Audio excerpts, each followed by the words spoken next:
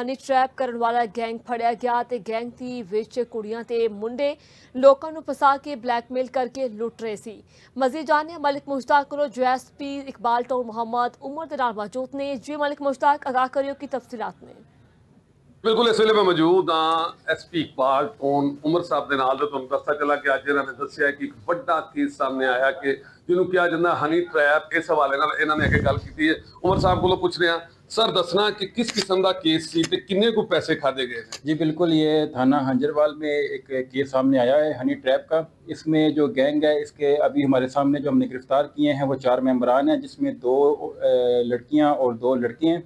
इसमें इनका तरीका वारदात बेसिकली यही है कि एक लड़की जो है वो किसी लड़के के साथ दोस्ती करती है, दोस्ती के बाद फिर वो उसको किसी मुकाम पर मिलने के लिए बुलाती है, और जब वो वहाँ पे लड़का वहाँ पे मिलने के लिए पहुँचता है तो वहाँ पे इनके गैंग का जो कोई एक मेंबर है वो लड़की का भाई बन के सामने आ जाता है और वो फिर वहाँ पे लड़के को तशद्दुद करके बिठा लेता है।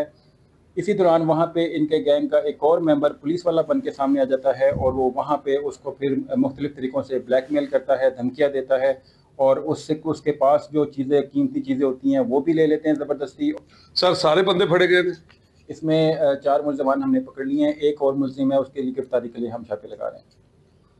जी बिल्कुल, तुसीं उमर साहब की गुफ्तगू जानी। इन्हों का कहना है कि 4 मुलजमान एक अजे फड़ना बाकी है, लेकिन बाकी मुलजमान फड़े गए हैं। तो इन्हों का यह भी कहना है कि हनी ट्रैप तो बचो तो रात को आने वाली जिहड़ियां कालां ने उहदे तो इजतनाब।